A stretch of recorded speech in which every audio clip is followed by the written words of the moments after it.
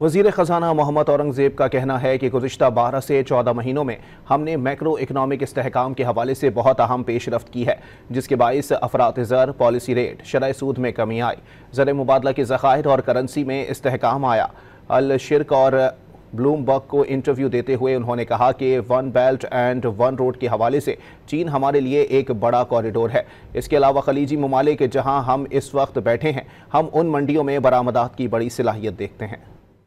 Over the last 12 to 14 months, we have made some very significant progress with respect to macroeconomic stability.